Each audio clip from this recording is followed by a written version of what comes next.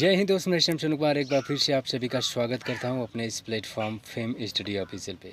और दोस्तों, बड़े अरसे के बाद आप लोग से मुलाकात हो रही है। उम्मीद है कि आप लोग स्वस्थ होंगे, मस्त होंगे और पढ़ाई में लगे होंगे।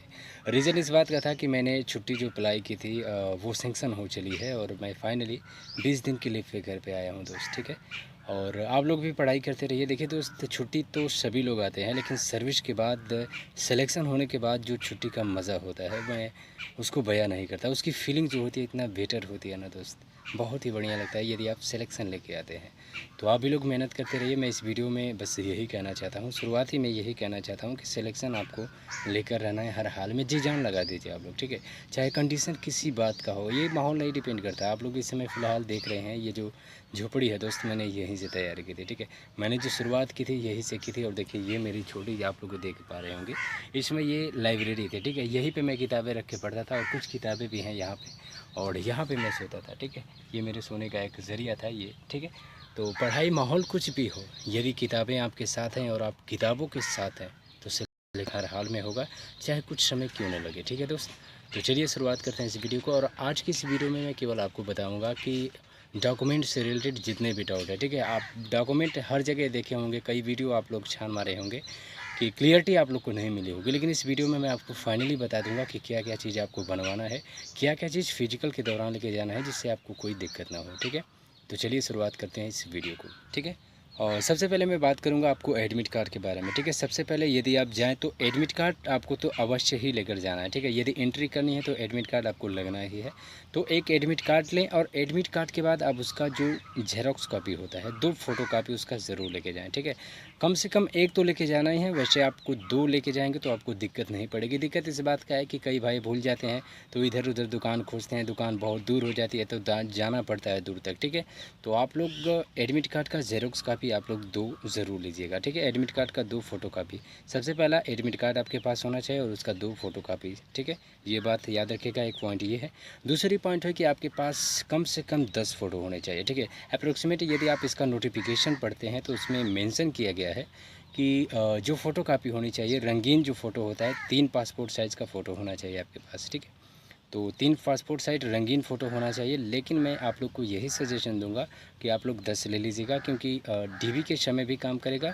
हर चीज़ मतलब वो जो फ़ोटो काम करेगा, नुकसान फ़ोटो होता है नहीं तो उसके बाद में उसका काम ज़रूरी होगा। ठीक है, तो आप लोग कम से कम 10 फ़ोटो आप लोग ज़रूर लीजिएगा। ये मायने नहीं रखता है कि उस पर डेट हो या ना हो। ठीक है, ये डिपेंड नहीं करता है। ठीक है, उसमें मेंशन नहीं किया गया है कि आपको जो डेट प्रिंटेड होती है नीचे फ़ोटो, जैसे डेट ऑफ फ़ोटो DOP जो होता है वो रहे या ना रहे, कोई आपको दिक्कत नहीं होगी उससे। ठीक है, आपको बस केवल 3 मतलब 10 फ़ोटो लेके जाना है। ठीक है, उसमें तो 3 मेंशन किया है, 3 रंगीन फ़ोटो के बारे में बात का है नोटिफिकेशन में, लेकिन आप कम से कम दोस्त 10 लेके ही जाइएगा, वो नुकसान नहीं होगा आपका फ़ोटो। ठीक है, तो मतलब 3 भी लेके जा सकते हैं, ऐसी बात नहीं, आप 3 भी ले जा सकते हैं, लेकिन मैं ये कहूँगा कि आपको कोई परेशानी ना हो। ठीक है, इन फ्यूचर मतलब कभी भी मतलब उसके बाद बाई मिस्टेक खो भी कहीं जाए तो दिक्कत ना हो। ठीक है, तो फ़ोटो के बारे में मैंने बता दिया कि कम से कम आप लोग 10 फ़ोटो ज़रूर लेके जाइएगा। और 10 नहीं होता है तो 5 तो आपको लेकर ही जाना है हर हाल में। ठीक है, 3 लेकर ही जाना है। ठीक है, ये फ़ोटो की रही बात है। और आईडी कार्ड में बात करें तो आईडी कार्ड में आपके पास देखिए आधार कार्ड हो,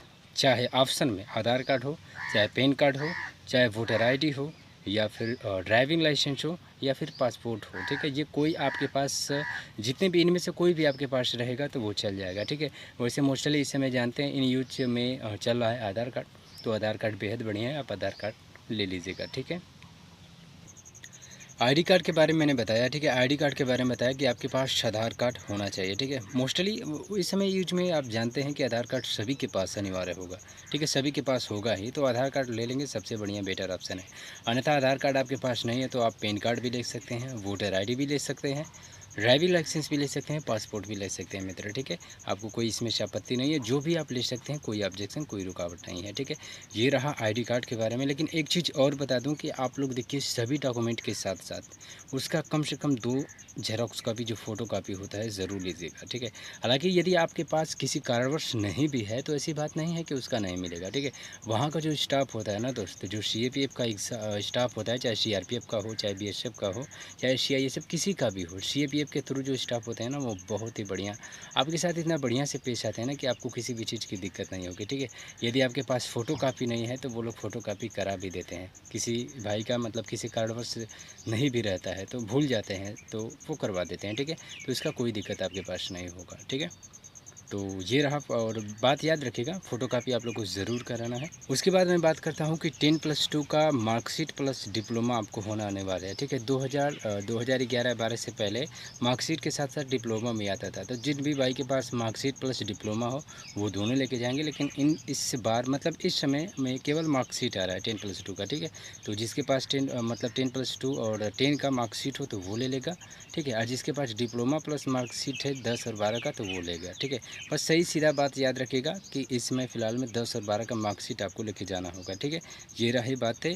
और उसके बाद बात करता हूँ कास्ट सर्टिफिकेट। कास्ट सर्टिफिकेट का सबसे बड़ा लोचा है डॉक्यूमेंट में। यदि आप वीडियो देखने आए होंगे तो रीज़न इस बात का है कि आप लोगों ने कास्ट सर्टिफिकेट का आप लोग के डाउट अंदर बना होगा कुछ भाइयों के अंदर, ठीक है। हालांकि कुछ का डाउट नहीं होगा लेकिन कुछ भाइयों का होगा। तो देखिए मित्र, मैं बता दूं कि जो कास्ट सर्टिफिकेट है ना वो सेंट्रल लेवल का लगता है। ये जो वैकेंसी है ये सेंट्रल लेवल की है।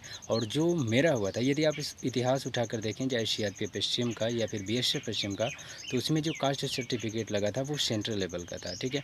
तो आप लोग बेहद कोशिश करिएगा कि कास्ट सर्टिफिकेट सेंट्रल लेवल का ही बनवाइएगा, ठीक है।